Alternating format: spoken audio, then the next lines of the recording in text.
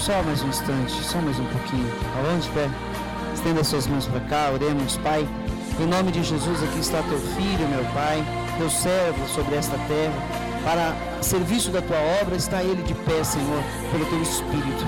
Pai, que o Senhor use, que o Senhor tome a sua boca, Senhor, as suas palavras, e o Senhor assim faça o teu querer, meu Pai, sobre nós, Senhor. Que esta mensagem venha para nos trazer vida, que essa mensagem venha para nos trazer abundância de vida na fé, meu Pai, em o nome de Jesus. Repreenda, Senhor, todo o mal, Pai, que tentar, Senhor, impedir, meu Pai, o entendimento dessa mensagem, porque aqui, meu Pai, habita a luz, e onde a luz está, eles não podem entrar, não podem penetrar.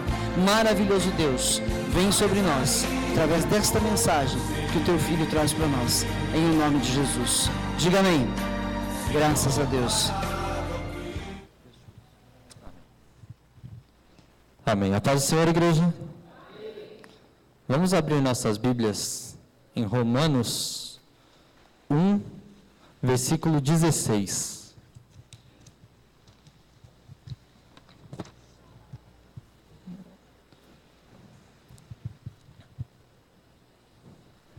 Diz assim: não me envergonho do Evangelho, porque é o poder de Deus para a salvação de todo aquele que crê, primeiro do judeu, depois do grego. Põe 17, por favor, também. Porque no Evangelho é revelada a justiça de Deus, uma justiça que do princípio ao fim é pela fé, como está escrito, o justo viverá pela fé. Amém? Os irmãos podem se sentar? Eu estava preparando essa mensagem ontem, e eu venho meditando já há um bom tempo sobre a importância do Evangelho no nosso país. Eu fiz algumas anotações aqui. Por exemplo, nunca no Brasil teve tanta programação evangélica no rádio, na televisão e na internet. Hoje, em qualquer televisão que você ligar, pode ser TV aberta, pode ser TV a cabo, tem lá algum pastor, algum apóstolo, algum bispo pregando. Se nós ligarmos o rádio, tem várias estações que são evangélicas. A internet está tomada por sites, por rádios, por TVs, web rádios, web TVs, gospel. E nunca teve tanta pregação da palavra como nós temos hoje. O último censo de 2010, o último censo do IBGE, foi constatado que já passamos de 50 milhões de evangélicos no Brasil.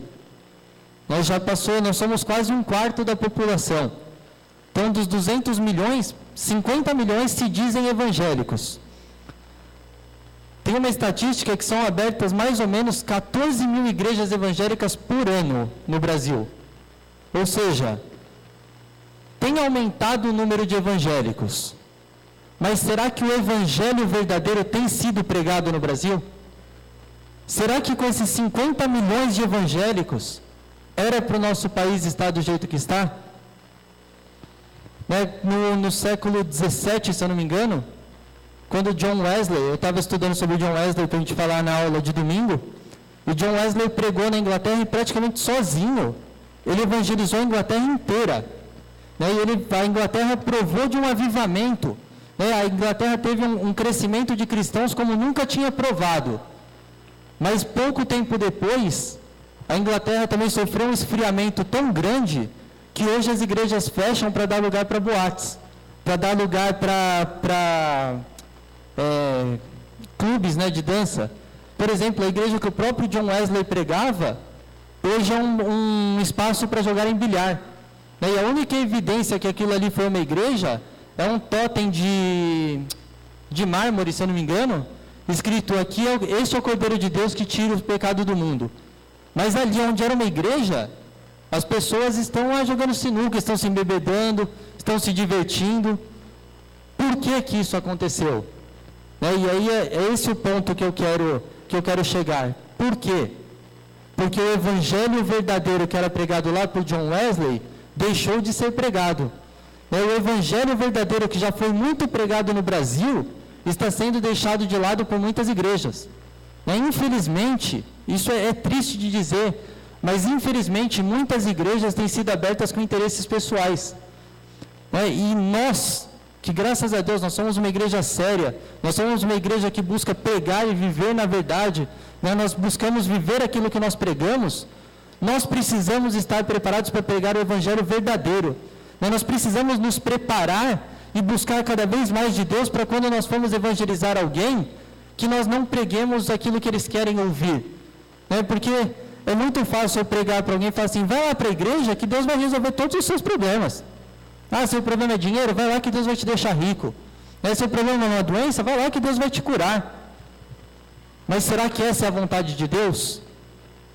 O Evangelho, o apóstolo Paulo, quando ele escreve para Roma, para a igreja de Roma, que era a capital da religião no mundo, né? Era a capital do poder no mundo, no versículo 16, ele começa dizendo que ele não se envergonhava do Evangelho, porque ele sabia que esse Evangelho, que o Evangelho que ele pregava, era o poder de Deus para a salvação. Nós não podemos menosprezar o Evangelho, nós precisamos pregar o Evangelho verdadeiro, o Evangelho que às vezes até dói um pouco, né? Uma pregação mais pesada, que nem sempre agrada, mas nós precisamos pregar, nós não podemos nos omitir. A igreja, não só a igreja, mas o nosso país precisa de pessoas comprometidas com o Evangelho, em todas as áreas, né? Seja na política, seja nas Forças Armadas, seja onde for, nós precisamos de pessoas comprometidas com o Evangelho para levar esse país para frente. Mas nós também precisamos estar comprometidos com o Evangelho para nós fazermos a diferença onde nós moramos, onde nós estudamos, para nós fazermos a diferença no nosso círculo de amigos. Amém, obrigado, Antônio. Para nós fazermos a diferença. O diácono Holanda leu aqui Malaquias 3, que ele diz, então verão a diferença entre o que serve e o que não serve. Nós precisamos ser a diferença. A igreja foi chamada por Cristo para ser a luz do mundo, para ser o sal dessa terra. E nós precisamos fazer a diferença. Nós precisamos ser uma igreja diferente das outras.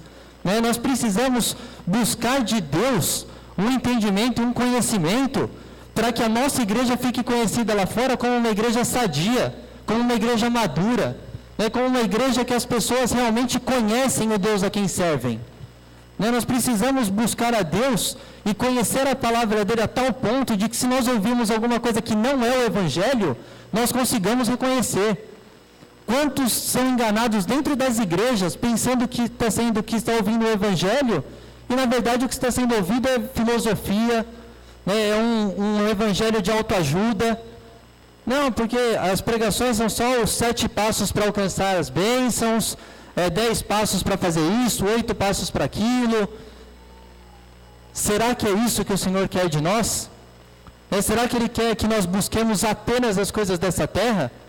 Todos nós temos as nossas necessidades, todos nós precisamos de dinheiro, todos nós precisamos de saúde, todos nós precisamos, nós queremos dar uma vida melhor para os nossos filhos, para a nossa família, mas isso não pode ser a nossa prioridade. O Senhor Jesus, lá em Mateus 6, Ele é bem claro quando Ele começa a dizer que os passarinhos não semeiam, não plantam e eles têm com o que comer, para nós olharmos os lírios do campo, que eles crescem e murcham, e nem Salomão em toda a sua glória se vestiu como um lírio daquele, que nós não devemos nos preocupar, é para nós buscarmos em primeiro lugar o reino de Deus e a justiça dele, e todas essas coisas, todas as nossas necessidades vão ser supridas. O apóstolo Paulo, lá em 1 Coríntios 15, ele começa a falar da ressurreição e da volta de Cristo, e em um certo momento ele pega e fala para a igreja de Corinto, ele fala assim, porque se nós esperamos em Cristo só nesta vida, nós somos os mais miseráveis de todos os homens. E quantas vezes nós não temos esperado de Cristo só nessa vida? Quantas vezes nós não temos orado pensando simplesmente no Senhor, eu preciso. Amém. O Senhor sabe do que nós precisamos. O Senhor Jesus diz para os discípulos dele, porque o nosso Pai que está no céu sabe o que nós precisamos antes de nós pedirmos, antes de nós abrirmos a boca para pedir. Ele já sabe o que nós precisamos. E muitas vezes nós ficamos preocupados que, não, Senhor, eu preciso pedir toda hora, eu preciso pedir, porque senão o Senhor não vai me atender. Mas nós esquecemos de agradecer tantas coisas que o Senhor tem nos feito. Nós esquecemos de agradecer pelo Evangelho que nós temos disponível nas nossas mãos. né, pela Bíblia que em muitos países é proibido e nós temos a liberdade. Né? Não sei por quanto tempo, mas nós ainda temos a liberdade. Eu creio que não temos mais muito tempo de liberdade para cultuar ao Senhor. Por tudo o que tem acontecido, e aí eu já vou aproveitar e vou deixar vocês com água na boca. Sexta-feira venho na jornada apocalíptica, que vai falar sobre isso. O que tem acontecido no mundo que anuncia a volta de Jesus. Jesus está voltando, não temos muito tempo mais sobre essa terra. E a perseguição com a igreja vai começar. Né? Nós vamos começar a ser perseguidos. E se nós não estivermos firmados na verdade, no evangelho verdadeiro, muitos de nós vamos falar, não quero. Sofrer por amor a Cristo? Não aguento. Nós precisamos estar firmados nesse evangelho. Nós precisamos ter uma comunhão com Deus a tal ponto de que sofrer por Cristo seja uma honra para nós, assim como eram para os apóstolos. Né? Os apóstolos, Pedro e João, estavam pregando, curaram o paralítico, lá em Atos 3, curaram o paralítico, e eles foram presos. Né? E foram levados para o Sinédrio, e ameaçaram eles. Falaram, olha, se vocês voltarem a pregar o nome desse Jesus, a gente vai prender vocês de novo. A coisa vai ficar ruim para o lado de vocês, é bom vocês pararem de prender. E Pedro vira para aqueles homens e fala assim, como nós vamos deixar de falar daquilo que nós temos visto e ouvido? Como nós vamos deixar de pregar o nosso Cristo? Como nós vamos deixar de pregar o nosso Salvador? Nós não podemos, mais importa nós obedecermos a Deus do que aos homens. E eles apanharam e saíram de lá felizes, porque eles podiam se alegrar de que eles estavam sendo perseguidos por amor a Cristo. Eles estavam sofrendo para que outras vidas pudessem ser alcançadas.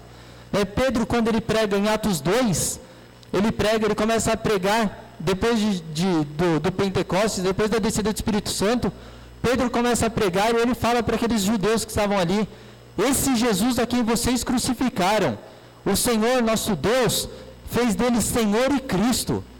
Ele era o profeta, ele é o enviado, é o Messias prometido por Deus. E começou a pregar para aquelas pessoas, a ponto das pessoas chegarem e falarem assim, o que nós precisamos fazer para ser salvos?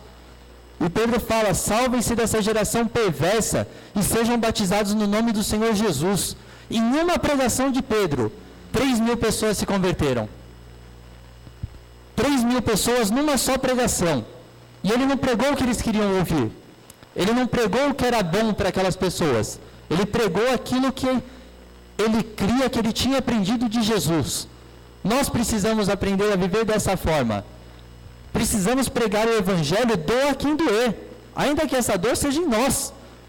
O Estevão, quando ele começa a pregar lá em Atos, a história de Estevão começa em Atos 6, no finalzinho, vai até o final de Atos 8, ele começa a pregar para os judeus, para os fariseus, e dá uma aula de Antigo Testamento para eles. Dá uma aula da história do povo daqueles homens. E aqueles homens não suportam começar a apedrejá-lo.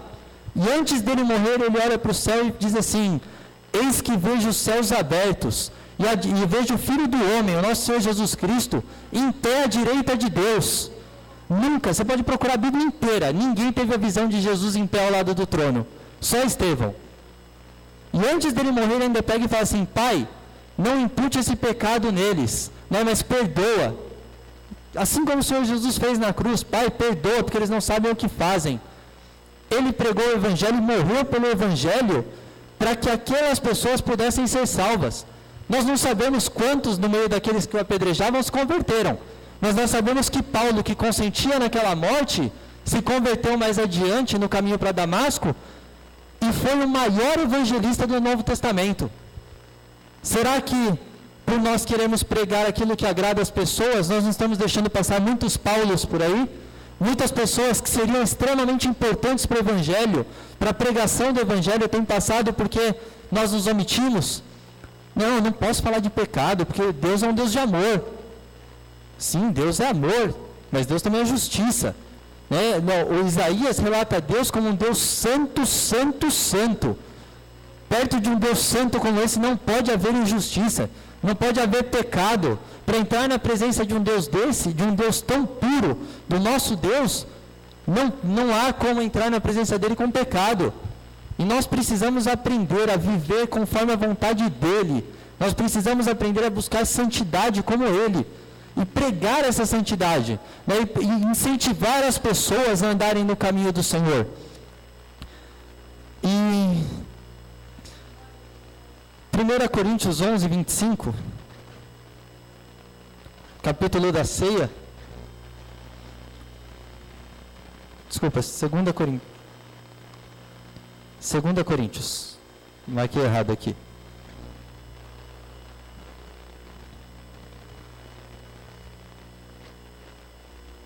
Não, 1 Coríntios mesmo. Está aqui já? Isso. Da mesma forma, depois da ceia, ele tomou o cálice e disse: esse cálice é a nova aliança do meu sangue. Façam isso sempre que o beberem, em memória de mim. Quando o Senhor Jesus institui a ceia, Ele está fazendo muito mais do que uma simples cerimônia. Ele está renovando o pacto de Deus com a humanidade. Ele está renovando o pacto de Deus com os salvos, com aqueles que decidiram andar com Ele, né, com aqueles a quem Ele chamou e vieram atrás dEle. Nesse momento estavam os discípulos dEle. Quem foram os discípulos? Os discípulos foram aqueles que implantaram a igreja no início dela.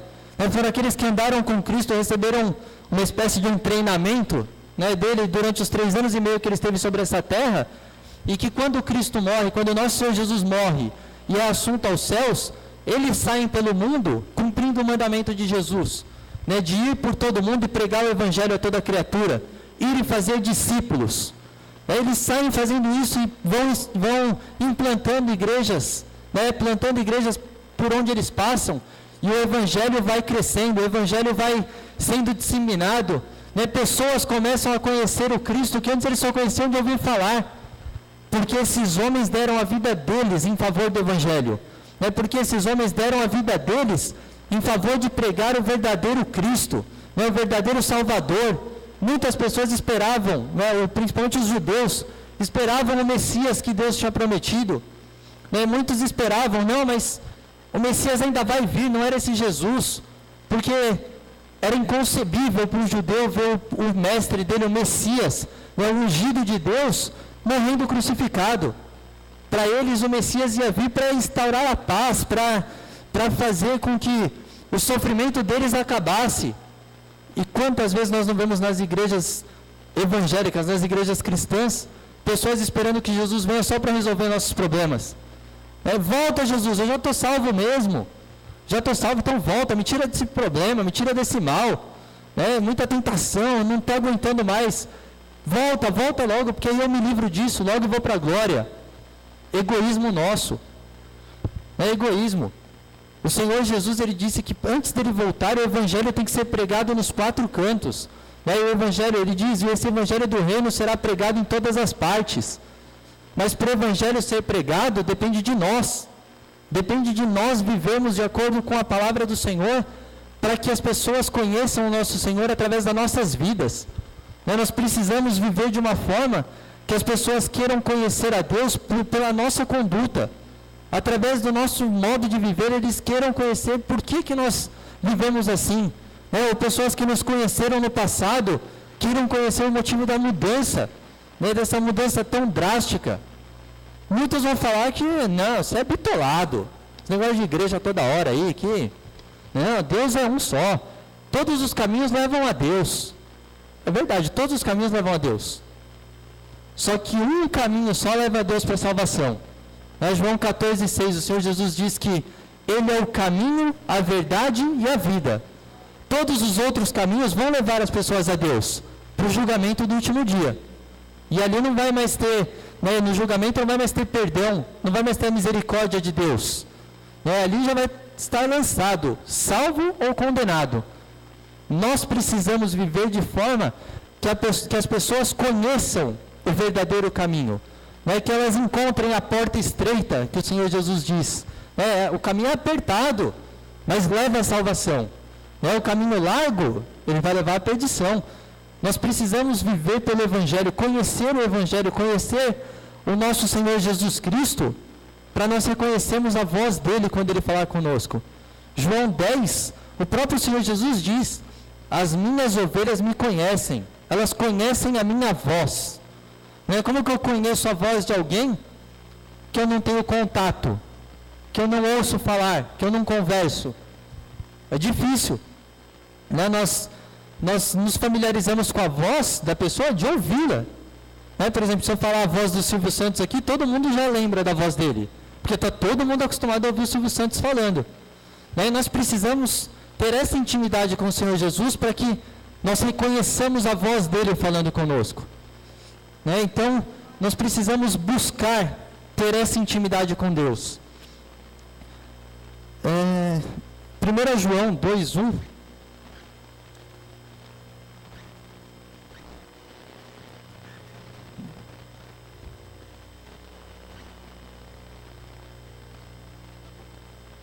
O apóstolo João escreve para a igreja: Meus filhinhos, escrevo-lhes estas coisas para que vocês não pequem. Se, porém, alguém pecar, temos um intercessor, ou em outras traduções, um advogado, junto ao Pai, Jesus Cristo, o justo. Põe Romanos 8, por favor. Romanos 8:1. Vamos já ligar essas duas passagens. Portanto, agora já não há condenação para os que estão em Cristo Jesus. Porque por meio de Cristo Jesus, a lei do Espírito de vida me libertou da lei do pecado e da morte. Nós não podemos mais viver uma vida de pecado. Nós não podemos mais viver na prática do pecado.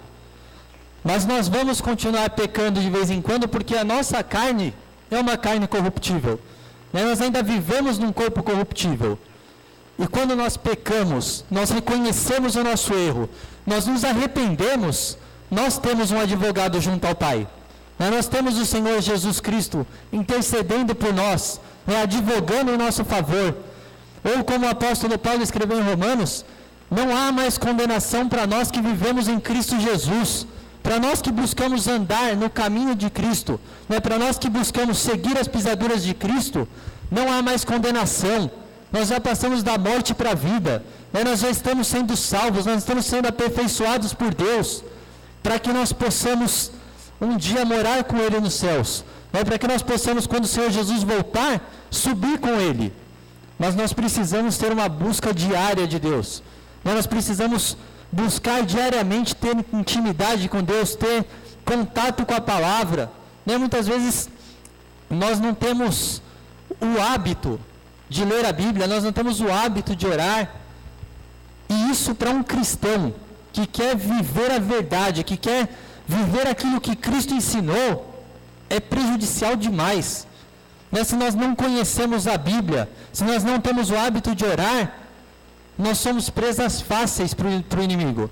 Nós somos presas fáceis para a cilada de Satanás, para que ele nos conduza conforme ele quer. O apóstolo Paulo, ele escreve para a igreja de Efésios, para Efésios, ele escreve lá no capítulo 4, para nós não sermos mais meninos, que vão de um lado para o outro em todo vento de doutrina. Não, porque aqui Deus está prosperando. Tem uma igreja que está fazendo propaganda na rádio que em 2014 o menor, o que for mais ralezinho, vai dobrar o patrimônio. Glória a Deus, eu vou para lá. Quero dobrar meu patrimônio. O maior vai multiplicar até 1000 vezes. Quantas pessoas não estão indo atrás de uma promessa dessa? Alguém postou, não sei quem foi o pastor que postou no Facebook da igreja, uma festa, como que era? Uma festa gospel, com os cantores, alguma coisa assim, e um culto de doutrina. Na festa lotado, gente para tudo quanto é lado, e no culto meia dúzia. A verdade é dura de ser ouvida. O próprio Senhor Jesus, quando ele está pregando, lá em João 6, se eu não me engano, a partir do versículo 60, ele começa a falar: o meu corpo, a minha carne é comida, eu sou o pão da vida. Ele começa a pregar isso, e as pessoas começam a virar as costas, começam a ir embora. E aí Pedro vira para Jesus e fala assim: Senhor, essa palavra está muito dura, o Senhor tem que ir. O pessoal está indo embora, querendo dizer, pega mais leve aí, porque senão vai todo mundo embora. Jesus vira para Pedro e fala assim: você não quer ir com eles, Pedro? Vai você também. E aí Pedro vira para Jesus e fala assim: Senhor, para quem vamos nós, se só o Senhor tem as palavras de vida eterna? Muitos não tinham maturidade para ouvir as palavras de vida eterna. Não tinham maturidade para ouvir o Evangelho, para ouvir aquilo que Cristo deseja de nós. E viraram as costas. Mas o apóstolo Pedro, ele, cheio do Espírito Santo, ele entendeu. Eu preciso continuar trilhando esse caminho. Ainda que não sejam pregações boas de se ouvir, se nós quisermos resumir o Evangelho, é só ler Mateus, do capítulo 5 até o 7, o Sermão do Monte, quando Jesus começa a instruir os discípulos.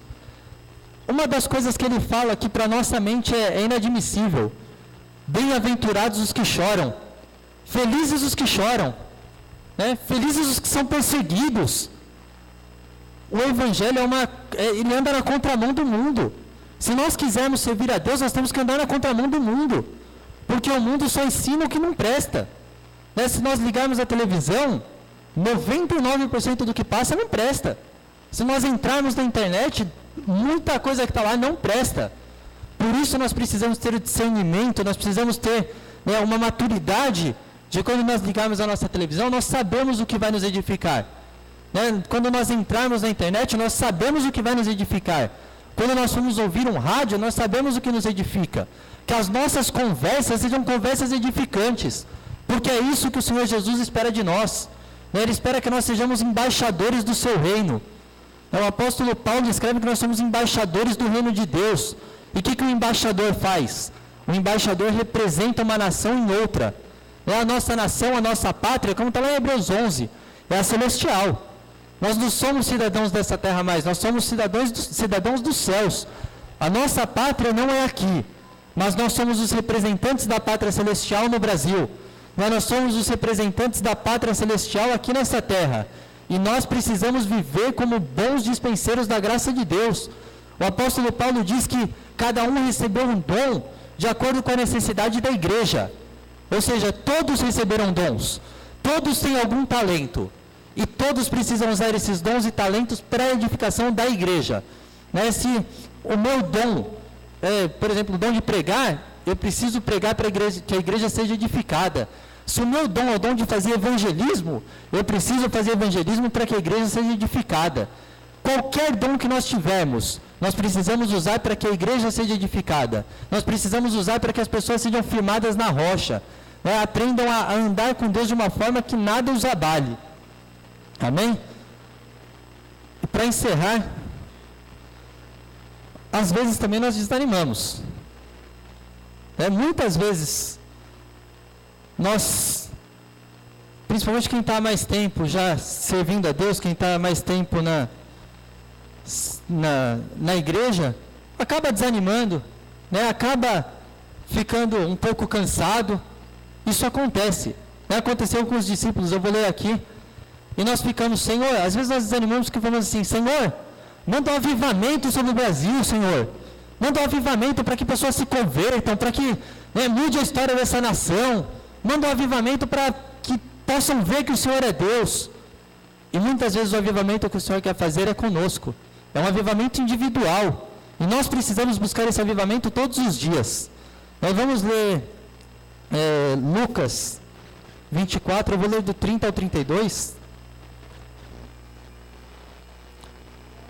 Que diz assim: quando estava à mesa com eles, tomou o pão e deu graças, partiu e deu a eles. Então os olhos deles foram abertos e o reconheceram. E ele desapareceu da vista deles. Perguntaram-se um ao outro: não estava queimando o nosso coração enquanto ele nos falava no caminho e nos expunha as Escrituras? E aí eu faço uma pergunta: há quanto tempo o nosso coração não tem queimado na presença de Deus? Há quanto tempo nós não temos orado, não temos lido a Bíblia e o nosso coração não queima? Nós precisamos buscar intimidade com Deus para que todas as vezes que nós formos meditar na palavra dEle, o nosso coração queime. Que a todas as pregações que nós ouvimos, que nós buscarmos conhecer mais de Deus, o nosso coração queime de desejo por conhecê-lo ainda mais. Nenhum de nós conhece a Deus o suficiente. Nenhuma teologia vai nos ensinar o suficiente a respeito de Deus. Porque na nossa mente humana limitada, nós não conseguimos imaginar a grandeza de Deus. Mas nós podemos entender uma coisa: Ele é soberano. Ele é o Senhor de tudo. Ele declara nos Salmos: os céus e a terra são meus, tudo o que neles há são meus. O Senhor é o dono do ouro, é o dono da prata, Ele é o dono de tudo, Ele é o dono das nossas vidas. Basta uma ordem dEle e nós deixamos de viver. Basta uma ordem dEle e nós voltamos a viver. Ele é o Senhor de tudo. E nós precisamos aprender a caminhar com Ele, de forma que nós reconheçamos que em tudo o que acontece, em todas as coisas que acontecem na nossa vida, boa ou má, Ele está por trás e Ele está agindo para que no final nós sejamos vitoriosos, para que no final isso coopere para o nosso bem. Amém? E para resumir, veio agora na mente, para resumir o Evangelho em um versículo, e aí eu encerro. Eu prometi que ia encerrar, aprendi lá na aula de homilética que você não pode falar que já está encerrando e não encerrar, mas eu prometo, agora é o último versículo. João 3,16, é o resumo do Evangelho.